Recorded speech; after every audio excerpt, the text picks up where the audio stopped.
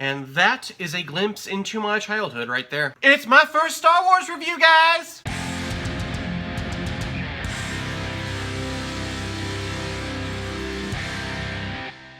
Return of the Jedi! Or, if you want to get technical, it is Star Wars Episode 6, Return of the Jedi. This movie is directed by Richard Marquand, and he has directed films such as Hearts of Fire, Jagged Edge, and also a documentary entitled The Birth of the Beatles. This movie came out in 1983. Wow. So long ago. The movie stars Mark Hamill, Harrison Ford, Carrie Fisher, Billy D. Williams. Hell yeah. David Prowse and James Earl Jones as Darth Vader again, Peter Mayhew, Ian McDiarmid, and Frank Oz. Oh yeah, I'm excited, let's get into this. So Return of the Jedi opens 1 year after the events of Empire Strikes Back. I am your father. No!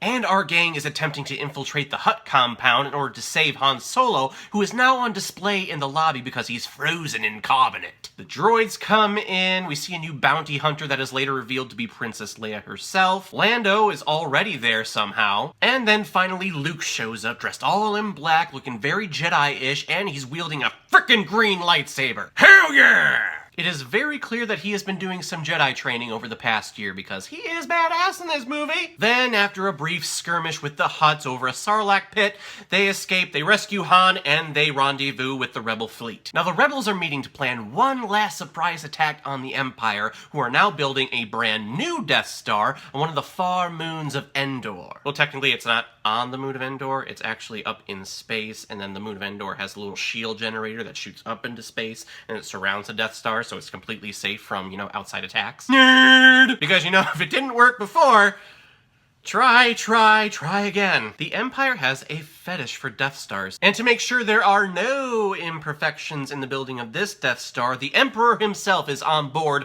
overseeing the construction. And before we can destroy the Death Star, the shield generator has to be destroyed, so they go on the planet, they destroy it, shield goes down, all the ships go woo, woo, woo, woo, woo, woo, woo, and the Death Star goes kaboom! With some hurdles and some surprises, too, along the way.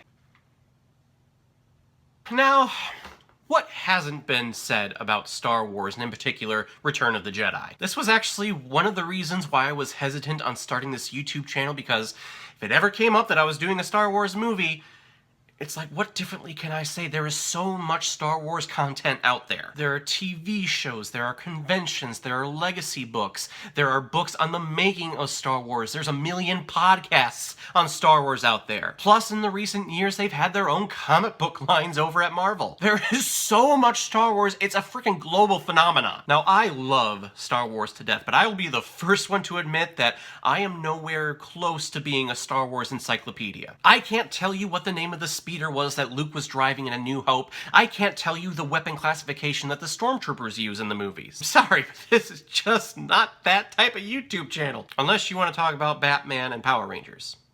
I could probably do that. Well, at least Power Rangers up to Lost Galaxy. I kind of fell off the wagon after that. So I'm not going to talk about the making of Return of the Jedi or the history of Return of the Jedi. I am just going to be talking about the movie viewing experience. With that all out of the way, this is my favorite Star Wars movie, and I said it before, and it's for one reason only. Ha-boom!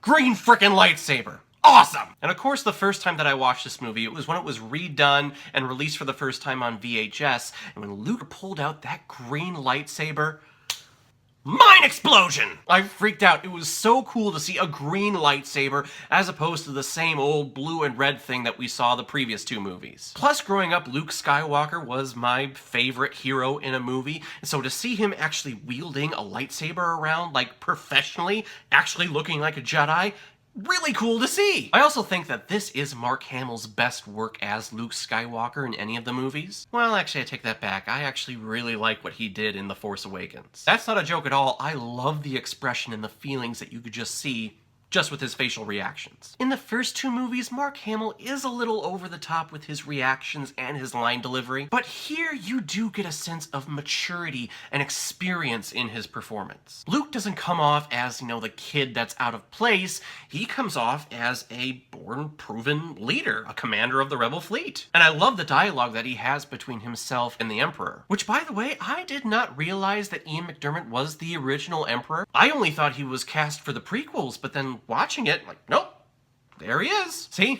Told you I'm not a Star Wars encyclopedia. Harrison Ford as Han Solo does feel a little different as well in this movie as opposed to the first two. He doesn't seem like the arrogant, brash, scruffy-looking nerve herder that he was before. In this movie, he seems more like Indiana Jones than he does Han Solo. I mean, shit, the Rebels make him a general in this movie. Because the Rebels are known for taking rogues and people who just kind of show up out of nowhere and turn them into high-ranking officers or nice motivational people. Please, don't get me started on Rogue One.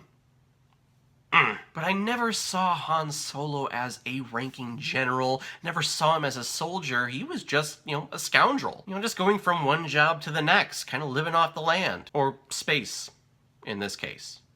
Hey, I rhymed! So the decision to make him a general, it's kind of to me, but it's always great to see Harrison Ford as Han Solo. And I love how he looks older in this movie than he did in Empire Strikes Back, even though he's been frozen the whole time. I think everyone in this movie looks way older than what they should. It's only 1 year between Empire and Jedi, and everyone in here seems like they've at least aged 5 to 10 years. Except Billy D. Williams. He always looks the same. That cat's cool.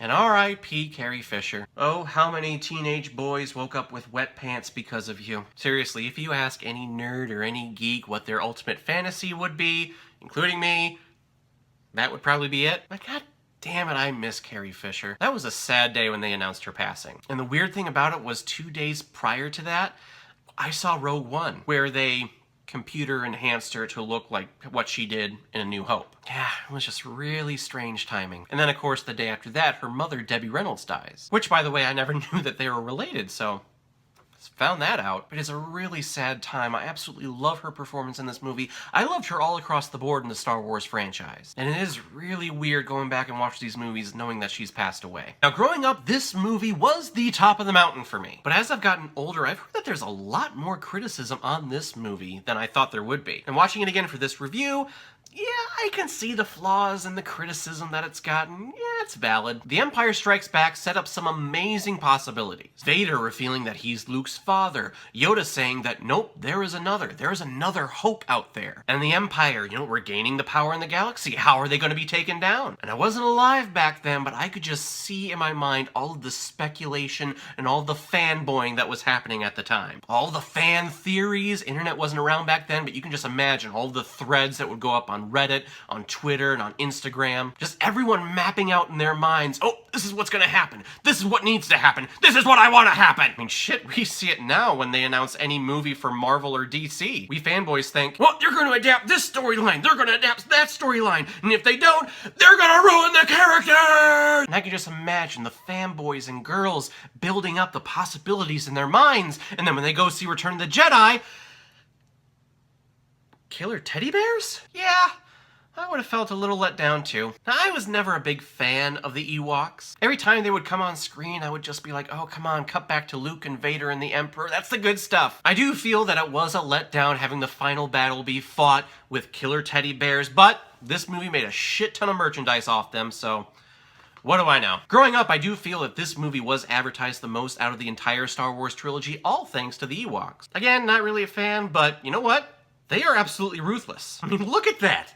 They behead stormtroopers and use their heads as drums. And then they probably ate all the other ones. And if you don't believe me, what were they gonna do with Han, Luke, and Chewie halfway through the movie? Yeah, if you never realized that, mind blown. I also feel that the Leia being Luke's twin sister was a little bit of a letdown. Not for the fact that Leia was Luke's sister. That's totally okay. I just wish they would have done something more with Leia. They had her doing stuff on the moon of Endor, of course. But in Empire, when Yoda says, nope, there is another, I just kind of wish that we would have gotten Luke and Leia in the Death Star with Vader and the Emperor.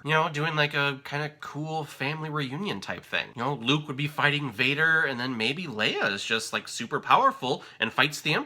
I'm just watching it now, I felt like this was such a wasted opportunity, and from all the criticism that I hear about this movie, that's what a lot of fanboys thought too. But these are all extreme nitpicks from a guy who seriously absolutely loves this movie. So everyone, in the end, Return of the Jedi is a wonderful conclusion to one of the greatest film trilogies ever made. It has spawned a whole universe of sweaty fanboys and girls, and has inspired many creative people in the entertainment industry today. It does have some missed opportunities, which I think makes it not hit the mark as high as A New Hope and Empire Strikes Back. That being said though, I'm gonna give Return of the Jedi 4.5 out of 5 Blu-rays. I think I see blue. He looks glorious. How could I not give it that high of a score? Star Wars, Empire, Return of the Jedi all sparked that creativity bug inside of me. Alright everyone, now comes my favorite part in my video where I randomly select which movie I'm going to be watching next. Let's take a look. Right there.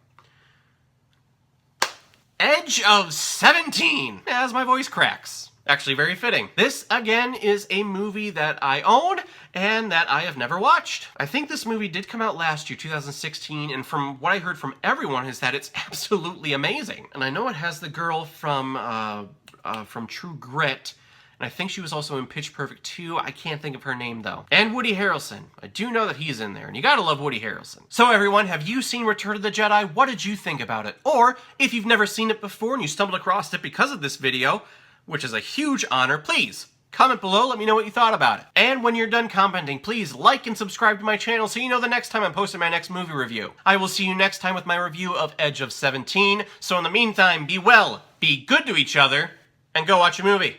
Take care, guys.